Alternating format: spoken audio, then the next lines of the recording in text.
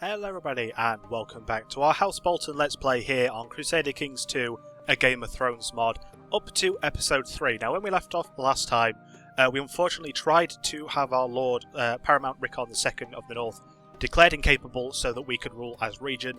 That didn't work out unfortunately, so we are now with a very bad reputation with our eventual Lord Paramount. Now, when I left off last time I was having a kind of internal debate. I'm trying to catch up on what I did exactly because it's been a couple of days since I've played this game, and I've played a couple of other games, so I'm just trying to catch up with everything. And I think kind of what I was debating is whether to actually assassinate Lord Paramount Rickon and sort of get the Starks out of power, essentially, because he doesn't actually have a legitimate heir to his throne that is a Stark. Obviously, Jon Snow is in the wall, so he can't inherit land, and Shira Flint isn't actually sort of capable of. She's not a Stark, basically. She is Lady Catelyn and her new husband Morcar Flint, so she can't inherit. So if he dies, it actually goes to the Karstarks. Now, you might be thinking, how does that help us? Well, we're actually allies with the Karstarks.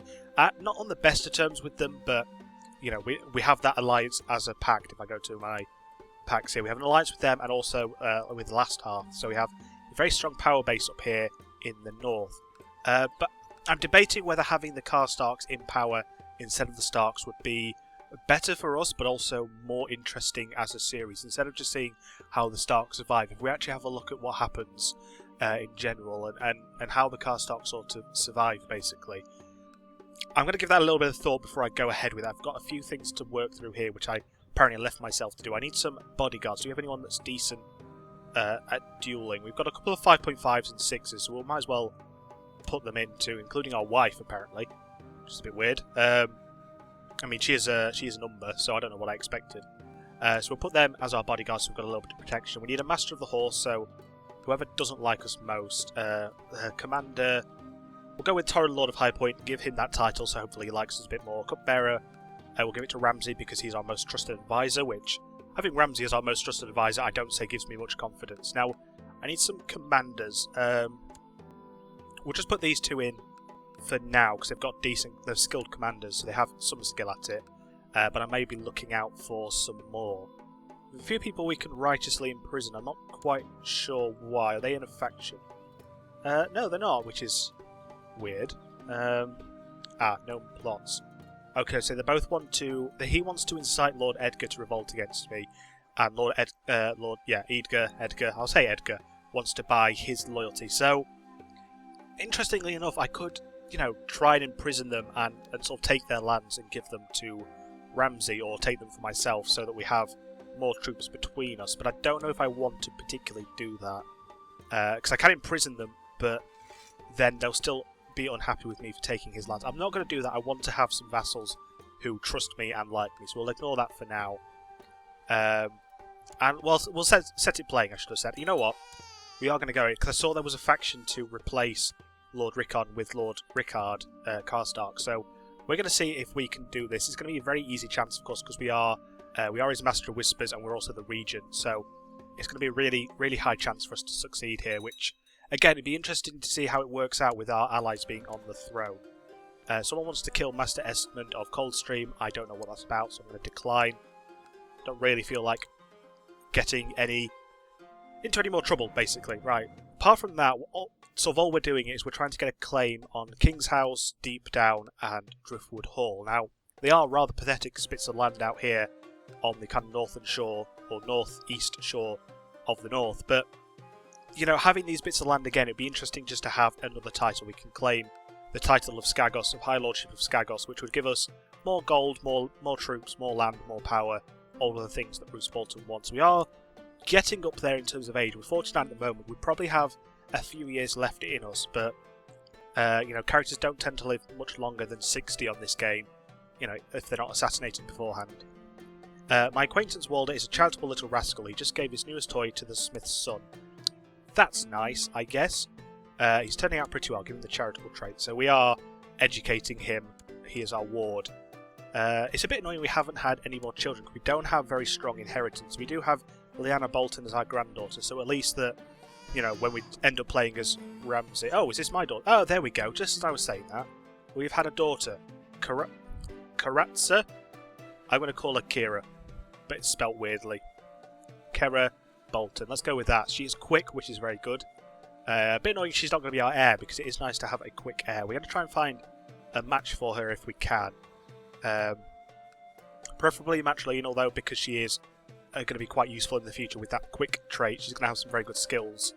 Edwin Courtier in the Reach would give us an alliance with Paramount Mace of the Reach, which could be, again, very interesting. I say interesting a lot, but I do love this game and the kind of interesting scenarios that can come about. But the other option is someone from the Trident, which would give us... Lord Paramount Ride... the Freys... I think I may have checked this last time, but again... yeah, there we go. So the Freys are actually ruling in the Trident. So possibly getting an alliance with them could be very useful later on. Because although, you know, it makes sense to pick someone like the Reach, because they're a bit more powerful, having someone from the Trident means they're a lot closer. So if we do need help, if we do need an alliance to get us out of trouble, they are close by. And there is one who's 12 years old. You know what? We're going to do... Oh, we can't get a matrilineal alliance with them. And I don't want to really sort of marry her off to one of these 15-year-olds, because it's going to be quite a long while before... I'm going to leave it for now. We'll have another look when she's a bit older. My liege Rickon hardly eats anything for fear of turning fat. Temperance is a virtue. We'll give him that. We are trying to assassinate him anyway, so it doesn't matter what kind of person he is. That sounds really cruel to say about a child. This is what this game does to me. A child murderer, suddenly. Not something I should be saying out loud. Good thing my windows are closed, or I'd probably be arrested. Queen Daenerys has inherited some titles. She's now Queen of Marine, of course. Not married, though, and no heirs at the moment. So her heir would be Septon Darren, which is a bit weird. Or Darren. I'm going to call it Darren. Good old Darren. You notice Lord Paramount Rickon II is becoming very stubborn when he plays with other children. I'll try to explain to Lord Paramount Rickon why being stubborn is bad. I presume that says it actually cuts off there. And this will probably help him in life. The stubborn trait... and if we do that, we gain the trait Slothful. So I don't want that. Anything that affects us is not a good thing. So yeah, everything kind of going... As I said, we do have a sort of a long-term inheritance in terms of Rickon having a daughter. Ramsay having a daughter. So it's not like when we end up playing as Ramsay, that's going to be game over. We do have another chance after that, which is all right for us. But it'd be nicer to have a grandson at this point, just to kind of increase that a little bit, our security, and of course give us more options for alliances with marrying them off. I mean, it would be useful if we could marry Kira Bolton to someone in the north, but I don't know really what options there are. We'll have another quick look. I mean, we can marry her to Rickon, but if I'm trying to kill him, that seems a bit silly. Actually. That's a good point. We could try and... No, because we've already got... If she was our only inheritance, then that'd be different, but it's not really going to change anything for us. Is there anyone in the north who is likely to have a young enough son that we can... Oh, it needs to be matrilineal as well. Change that again to Northmen. Okay, doesn't seem like many Northmen want to marry off their sons to... Okay, well, again, we'll leave it for now, wait till she's a bit older and have another look then and see if we can get a better match for her. I mean, Ramsay, stop torturing peasants. Yeah, it would be alright... Oh, that's my wife. It would be alright to marry her off, but at the same time, with that quick ability, she could become, a really decent steward, maybe even a diplomat. We are lacking in some areas of our court. In fact, a lot of areas. So maybe it would be useful. For some reason, Tyrion has a blood feud against Varys. That seems very unlikely. Fair enough, there's a war going on there. My dear liege, I was just approached by Sir Martin Rivers, who tried to convince me to join him in vile heresy. I hope you can convince him to see sense. What's this about? So Sir Martin Rivers is trying to convert... he's trying to convert people to faith in the Seven. Because I've got a high learning skill, I can either demand reconversion, which means he receives an ultimatum, let it slide, or engage him in theological debate. I'll engage him in theological debate. Seems like the best option. And he is convinced, and he has become old gods. That's always useful. So we are just waiting. For some reason, this kind of plot hasn't come through. Considering we have 700%, I kind of expected this to go by a bit quicker, but And I know, some people might be screaming at me saying I'm making a mistake, but I feel like having the Karstarks in charge in the north could be interesting. Although, that's an interesting one, because then it passes to his brother, and he has quite a few children. Because his only remaining child is actually my daughter-in-law. But there's not a way for me to change the inheritance particularly, I don't think. Although it would be inherited by her, and then possibly inherited by Lyanna Bolton. People still want to kill Master Esmond of Coldstream. I'm going to decline again. Again, simply because I don't know who he is. I can't remember where Isn't Coldstream down north? Down north. Down south. Down north? What am I on about? I can't remember where Coldstream is. I fear my acquaintance Walder is too cynical for his age. Nah. Cynical's good. Cynical keeps you alive. Just look at me and Ramsay. Euron Crow Eyes has accepted King Balon the Arrogant's peace offer, so Euron didn't manage to claim the Iron Isles back. Lots of imprisonment going on, not a lot of execution though, which is a nice change from the Clegane playthrough where everyone was dead within about a month. Decided to institute the Low Faith Authority law in the Seven Kingdoms of the Iron Throne. I will ignore it because I can never quite remember what that changes. We can... so this is Rickard Karstark. Rickard Karstark. Why did I say Carhold? That's where they live. Oh dear. He wants to kill Osric of Fisher Hall. I'll accept it just because he's my ally and it might kind of make him feel a bit better towards us if we help him out. So yeah, this is going to actually be quite useful for us because he has a strong claim on the north. So if they are in charge as... Ooh. Someone took Varys' land. I don't know why I was going to think that he would accept my invitation. My liege lord Paramount Rickon II has turned into an arrogant little braggart. I may have to rein him in a bit. I'll say that he has reason to be proud, because I don't want him to be like a perfect ruler, because then people might like him. Because he's already diligent and temperate, so people are going to sort of like him. And I want it to be easier to kill him. Which is, again, a very strange thing to say about a child in a video game, but hey, I did it anyway. I mean, I'll keep trying to kill him. I watched from the shadows as my spymaster Idara surreptitiously marked a spot on the wall with a piece of chalk. This might be her normal skullduggery, but my intuition says not. Time to spy on the spy. Okay, I'll spy on the spy and see what she's up to. I'm not quite sure. Eavesdropping from a secret passage in the walls, I overheard my faithless spymaster Idara talking to another conspirator. They are plotting to kill me. That's not very nice. And it's Jon Small... Why does Jon Smalljohn want to kill me? That seems a bit unfair. Shall I try and imprison her? Yes, I don't want her increasing that plot power anymore. So is that plot now gone? No, Jon Smalljohn still wants to kill me, which is a bit unfortunate. Oops, lots of things going on. Why is Queen Myrcella wanting to buy Osric of the North loyalty? No, I'm not helping you with your plot. So we do need a spy master, of course, because our spy master is now imprisoned. So we're actually going to increase our spy potential in Winterfell by building a spy network there. Can we bring Idara up for trial, or... I might just release her, to be honest, because she is quite a useful spy master. In fact, we'll just release her, and she'll feel a bit better towards us because we've been merciful. My position as Regent to Lord Paramount Rickon II means that I have access to the treasury. So I can steal 20 gold. Doesn't seem worth it for 20 gold to possibly be caught and ruin my reputation, so we won't go for that. Not a lot else we can do at the moment. I'm kind of waiting for things to happen. A man claiming to be a lord who disappeared 7 years ago has found his way to my castle. He sings the children of the forest, and some say his songs are prophetic.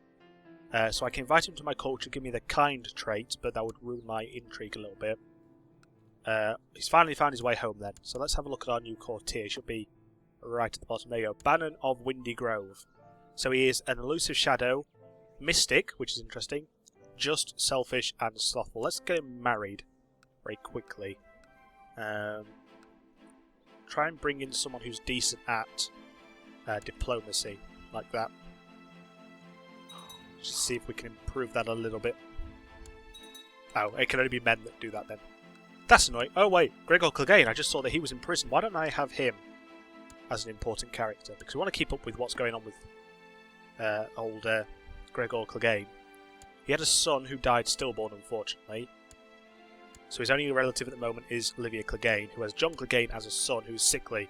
It's not going very well for the Cleganes, which, if you've been watching my other series, you'll know kind of happened to me as well. Didn't go very well in the end. Perkin Boggs has been sent to the wall. Of North Claw Point. So she's now created. We're getting a lot of information about her, but it's not really helpful. My liege, there's a rumour here in Winterfell that one of the local nobles might be corrupt. Handled wisely, this information might be used to implicate one of your enemies here.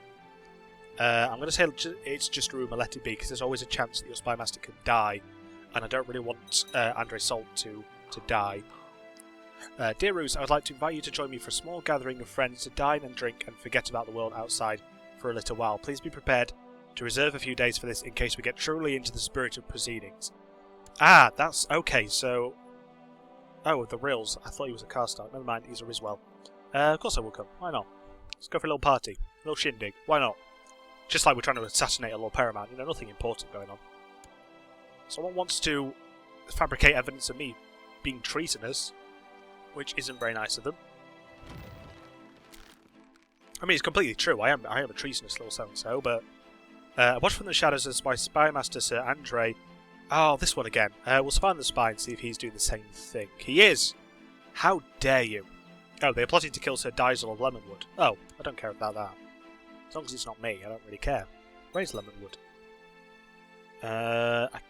Again, I can't remember. My knowledge of the North is not as strong as it once was. My co-conspirator Lord Hagen has bribed a hunter taking Lord Paramount Rickon II on a trip into the wilds to quietly dispatch the child. Let's hope this works out. While we go and party. Did we manage to kill Rickon? And I've become friends with Rickard of the Rills. Where is the Rills? Down here somewhere. Oh, it's... Oh, is it in there? Wait, no, I'm confused. I am very confused. Oh well, we've got a new friend either way. And Rickon is dead. Success. The hunter did what he was paid for. Made sure Lord Paramount Rickon II never returned from the hunting trip. He will keep quietly about his ghastly deed to save his own skin, if nothing else. So we now have a new Lord of the North. Oh, wait. Ah, that's interesting. So there's going to be a vote. A great council must be held to determine who shall inherit the kingdom. I bid you join us in Winterfell so we can vote for a new sovereign. We're not one of the candidates, unfortunately. I am going to back Lord Rickard Karstark, of course, because I don't know the other two. Royces. Why do Royces have a claim on the North? That's interesting, to say the least. Was he... Oh, married to a Stark, that's why. Okay, that makes sense now. So we could have Sibella or Sarah, but I'm going to vote for Paramount Rickard Karstark, of course. So we come back from the party, now we're going straight to this big council. I'm going to click through... Oh, okay, it's done. Sometimes this takes forever to go through, but this was quite a quick one. So Lord Rickard is now Lord of the North, as we can see there. Oh, that's very good. His heir is Princess Alice of the North, who's of course married to Ramsay. Ooh, this could be interesting. My lord, we've received word from Harrenhal that a young woman there has made a claim to be Arya Stark. That's not so good, because she of course has a claim on the North. I'm going to say she must be an imposter, because there's no way Arya survived. I might try and kidnap Arya, actually, before she causes trouble. Yeah, let's go for that. We're going to approve of anything he says, basically. We want to be his friend. Oh, actually, no, we don't. We want to kill him, don't we? Yeah. What am I on about? Kill him. I don't want to be his friend. I want to have his daughter take the throne. Two people eloped, got married without anyone's consent except their own, and it falls to me as their liege to either accept the marriage or do something about it. I'm going to accept the marriage. You know, if they're happy, I'm happy. That's all that matters. Yeah, this is going to be very interesting then, because we kind of had this on with our Clegane. I know I keep referencing the Clegane playthrough, but I imagine people who are watching this might have watched that, but basically we ended up with a Clegane relative being on the throne, and it's kind of happened here. Kerry's afraid of the dark. Afraid of the dork. Why did I say dork? Afraid of the dark, even.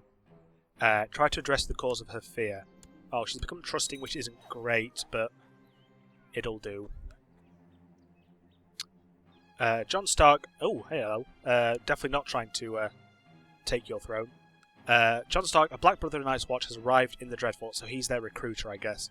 He's here recruiting for the Watch and implores you by sending men and supplies to the wall to aid in the defence of Westeros. What should I give him? We have lots of gold, I didn't realise actually.